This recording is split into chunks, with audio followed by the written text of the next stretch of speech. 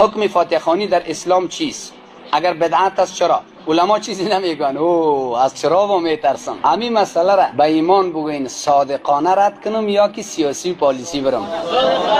در مسئله فاتحه هم ما از فاتحه های خود، از عروسی های خود یک جنجال جور کردیم و مشکل بر خود افزودیم و اسلام بر ما میگه که انا و اصحابی بریء من التکلف.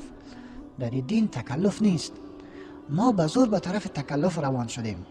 هر چیز ما به طرف تکلف می رود. این خودش نوعی از انحراف است. پس کسی که وفات میکنه ما تکلفات را شروع کردیم که سبب یک فشار بر جامعه ما شده و در دین همچی کاری نیست. یک نفر وفات میکنه باز او مرده را نگاه میکنه میگه نانش بدیم. بس هر کس میآید به زور ایره به پیشین میارد تا که مردم نانش بخوره. مرده موجم پاییده، نفر صاحب مرده پشت آشپز بده و پشت نان بده و پشت ازی بده. یعنی ببینید این کاری که عقل میگه این کار خوبی نیست. و رسول ما صلی الله علیه و سلم میفرماید که شما حق ندارین که از خانه میمان، از خانه مرده‌دار تا 3 روز نان بخورین، بلکه شما در خانه مرده‌دار نان بیارین. شما بیارین و با او یک جا بخورین تا غمش سبک شود، تسلی برش داده شود. بعد از 3 روز دیگه قضیه برداشت نمی شود. این اصلی خود همه طور است، ولی متاسفانه که به اساس رواجهای ما از هر چیز یک بابا جور کردیم. از جملهش همین فاتحه گیری هایی که ما میکنیم در مساجد و هر کس میرود دیگه دست گذاشته میره و قاریا خوانده میره. همچی کار را در شریعت اسلامی و در فقه اسلامی ما نمیبینیم، ولی رواج افغان ها هستند. اینمی 3 کتاب در دنیای حنفیت بزرگترین کتاب من و شماست. تکرار میکنم. اول شامی، رد المحتار، بحر رایق، فتح القدیر. در ارتباط فاتحه گیری نظر دارن، خدمت شما عرض میکنم. مغل نکو برادران امت اسلامی، سوال فاتحه گیری را گوش بگی که فاتحه ما تو چی میشه. میگه جناب رد المحتار اشاره میکنه اشتراک در جنازه مسلمان برابر احد ثواب است. برابر چی؟ سر قبر رفتن هم برابر احد چیست؟ وقتی که سر قبر جنازه که ختم شد میگه کل مردم مرده‌دار طرف خانهش، دیگه مردم طرف خانه برا بسم الله اکبر. و کسی که در جنازه یک مسلمان شرکت بکند، بعد از او را تا به قبر بدرقیش بکنه، امرش حضور پیدا کند، الله متعال برای از این انسان اشتراک کننده 2 قیرات اجر میده. بعد میفرماید که شما میدانین قیرات چی را میگوید؟ میگه قیرات اگر کوه احد طلا شود و شما این را در راه الله متعال خرج کرده باشید. پس ما را امین رواج ما که در مساجد فاتحه گیری میکنیم ما را تنبل ساخته. چی میگن؟ برو باز در فاتحهش میرون. این رواج هم چندین پهلو دارد. یک پهلو خمیشته که متاسفانه ما قضیه را از عبادت کشیدیم به رواج آوردیم، در حالی که گذشتگان ما رفتن به خانه یک مرده‌دار به خاطر کسب ثواب بود. ما در این تنبل هستیم که اصل پاداش را بگیریم. در فاتحهش هم به این شکل اشتراک میکنیم. در مسجد قاری خوانده میرود و او قاری به خاطر خدا نمیخوانه، او هم در این جامعه که چند نفر پیدا بکند. ما عملا میبینیم که او به خاطر خدا نمیخواند. والله اگه 1 دقیقه بر تو بده باز یک گپ میزنه میگه اولوجه که مردم در فاتحه میه خو قرآن خوانی سمی قرآن خوانی ثواب نداره. سواله میاره میگه هل تنتفی الکراهیه، آیا قرائت نمیتونم و قرائت از بین ببره؟ شامی شریف چی میگه؟ و ظاهر لا، ظاهر امیز که هم کراهت دفع نمیتونه. ملا صاحب دیگه چی میگه؟ و ظاهر لا، ظاهر امیز که مکروه نیست. پشت سری از این چیست؟ پشت سری و ظاهر لا میگه زیرا مقصد اینجا میگه این قرآن خواندن نیست. مقصد چی نیست میگه؟ قرآن خواندن خب به طریقه پیغمبر ثواب داره. اسپیکرای بیرون هم چالان است که زمزمه میکنه، ولی در جریان تلاوتش خوب ترین قاری ثواب میکنه که پاکتش چند است. قاری صاحب خفه نشین، بسیار معذرت میخوایم. قاری صاحب، ملا صاحب، مؤذن صاحب، نوری دیدیم هستیم، گناهکاری کل هستم. خب ما را در قوطی نسوار جای نکنین. در درون قوطی نسوار یا پچاق پسته که نفس کشیدن نتونیم. کمک آزادی بتین. یک تا نابلد قطش میره مسلمه واره. یک خط ما رفتم نمیفهمیدم، نه رفته بودم در پاکستان. یک خط ما رفتم سر چپرکتا شیشتیم، تقسیمات واری شد، یک سپاره را به ما دادن. این دیگه وقت خلاص کرد، ما شروع استم نمیفهم بیچاره. یک دفعه ملا صاحب مرا گفت ختم نکردی؟ من گفتم نه. همین طور کرد. گفت بده از دستش بگی. یکی دیگه از پیش دستم گرفت، ورق در 2 نفر گرفتن. همین یک دقیقه سفر رسم میکنه. پس که از مسجد رفتیم برای من چی میگن؟ نمیفهمی تو. من گفتم چی را مولا صاحب چرا؟ عالی یک آیت بخوان برو دیگه. کی سپاره را ختم میکنه؟ این حالات ماست. مولای ما خیانت میکنه، خیانت هم در قرآن میکنه، در حق مرده میکنه. ببینید این حالت های ماست. از اون طرف باز چی میکنه؟ همینطور خوش میای حاجی صاحبا و وکیل صاحبا و قاری صاحبا یک پاکتک داده شده در جیبش. شما خبر داری که پاکت ها از کیسته؟ از مامور صاحب که وفات کرده بیچاره 5 و 6 طفل داره، یک زن داره، خانه کرایی داره. مرده که رفت، خدا بیامرزدش. حاصل بدبختی برای کسی شروع میشه که زنده است. این بیچاره 1000 مرتبه میمیره.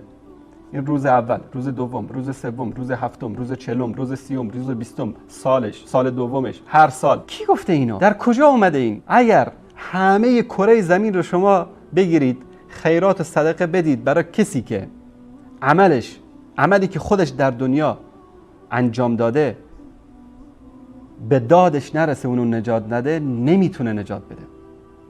از برای خدا پیامبر این کارو نکرده، ابوبکر این کارو نکرده، عمر این کارو نکرده، عثمان این کارو نکرده، علی این کارو نکرده. شما از کجا آورد؟ شما ثابت کنه که در زمان پیغمبر همچو حلقه ها شده، در زمان صحابه، در زمان تابعین، در اون زمان مرده ها میشود یا نمیشود؟ فکر براتون پیدا شود که کتاب الله برای چی آمده و امروز مردم ما چی تصور داره. ایرا میگه کتاب مرده. هر پنجشنبه بعد از اینکه مرده جان در اوجا بره دیگر روزام از ختم نمیکنه، در حالی که آدم خیلی متدین است، خیلی اولادی قاری و حافظ داره، یک روزم در خانهش بدون خط چیست تلاوت قرآن نیست، خب لیکن بازم برای از اینکه مردم نگویه که پدر و مادر خود دوست نداشت، مرده خود چی کرد؟ شلغم گور کرد. پنجشنبه نان مکلف جور کو، پاکتای پیسه را بگو تهیه کو. قرآن کریم کتابی است که برای زنده ها فرستاده شده، نه برای مرده ها.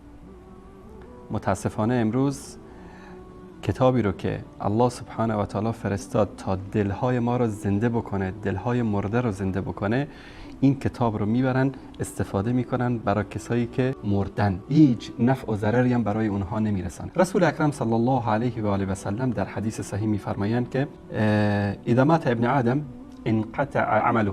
اگر که ابن آدم فوت کرد، فرزند آدم، هر انسانی، عملش از او قطع میشه الا من ثلاث، الا از 3 چیز. ولد صالح یدعو له، فرزند نیکویی که براش کار بکنه، دعا بکنه، یا علمی که علم نافعی که مردم از اونها استفاده بکنن، یا صدقه جاریه. اما یک انسانی که شراب خورده، زنا کرده، هزار یک فسق و فساد داشته، شما شب تا صبح تو خونش، تو مسجد، در خیابونها همه شهر رو ببندید، همه مردم رو دعوت بکنید، 1000 تا ختم قرآن بخوانید، 1000 تا مراسم فاتحه خوانی براش بذارید، به اندازه سر سوزن فایده‌ای براش نداره.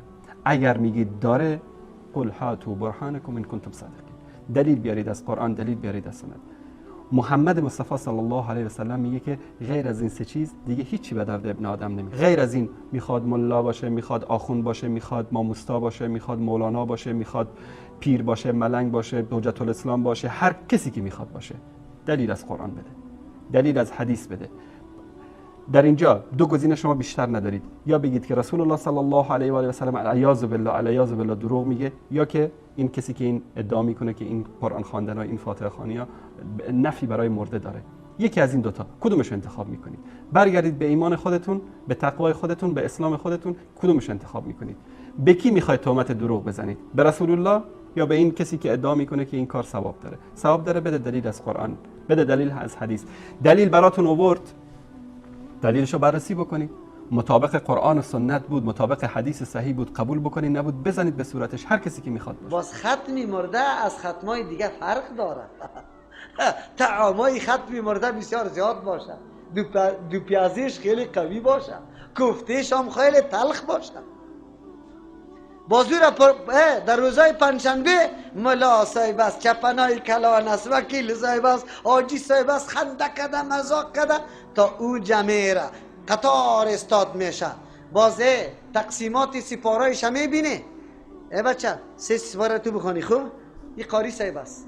و بچه دیگر را چی میگه؟ 4 سپاره تو بخوان. مرد بچه خود کم است نه؟ نمیشه.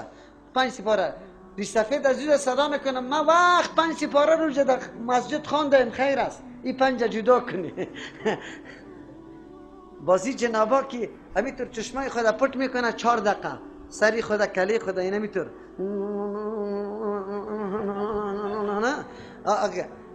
بعضیش همینطور شروع میشه قرائت از هر طرف، نه گوش گرفتن است، نه سماع است، نه انصات است. فتاوای شامیتان در مذهب احناف بکشی که معتبرترین فتاوا و میگه این جای گرنده و دهنده اردویشان آسمان گناهگار است. الاخذ والمعطی آثمانه، کلاه ما آسمانه، اردویش گناهگار است.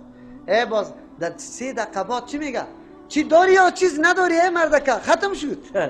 چطور ختم شد؟ گوش کن، ما گفتیم یک جمله در سطح دنیا اگر در فقه حنفی فاتحه‌گیری معمول یک ورق صفت خودش است، الحاج دگروال متقاعد چه رقمی، مچم تاجر ملی در خارج کشور در امریکا خوشگذرانی میکنه چه رقمی، در یک ورق دو طرفه صفت خود میکنه، بعد از او باز چوکی های قطار در وطنی که مست مانده میشه، هر لحظه که فاتحه‌گیری والا میره این مردم دو دسته پیشی بر استاد میشن. نجام است؟ اگر به می شکل معمول در سطح دنیا کسی ثابت کرد، عبدالقاهر در چوک خیابان دار بکشین که دیگه کس در فقه شما دست نزنه. قطعا در دین وجود نداره به شکل معمول. بله اشاره کرده که رسول معظم در شهادت حضرت جعفر رضی الله عنه در مسجد شیشته بود غمگین. شروحات بخاری جواب میده، میگه او نماز خواندن رفته بود، به خاطر اعلان نکرده بود که ما شیشتیم بین فاتحه. صرف جناب بدرالدین عینی رحمت الله علیه در کتاب جنایز بخاری شرح بخاری یک اشاره کرده، یک توجیه شمیز کسایی را که کس نمیشناسه یا دم اعلان رقمی دور مدراز نه بگوین، اگر کسای سرشناس بود بگو مولوی عبدالقاهر مرده صبح 12 بجه جنازه است، اعلان ایتو باش. کسایی را کس نمیشناخت بگو که بیادرزاده مولوی عبدالقاهر و خواهرزاده مفتی سراج صاحب و نواسه مولوی سید امام الدین، یک دو سه نفر نامی که مردم تکثیر جنازه شوه، اما این رقمی که شما میگین نه. برادران امت اسلامی چقدر خوب زندگی است. یک دو چیزی رد المختار مان، اگر رفیق مرده آشنایش نبود 4 روز 5 روز بعد آمد، این نبود در جنازه و سر قبر، حق داره که تسلیت و فاتحه‌گیری در خانهش در میمانخانهش بکنه. یک دوم اگر ورث مرده نبود چند روز بعد آمد، او هم حق داره. تعزیه داری پیغمبر را بگم براتون میفهمین چیست؟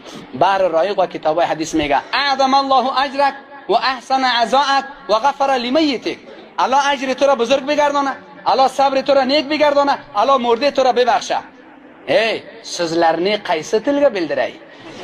شما را کتی کنم زبان بفهمانم؟ توشدingizmi توشmadingizmi؟ میفهمین یا نمیفهمین؟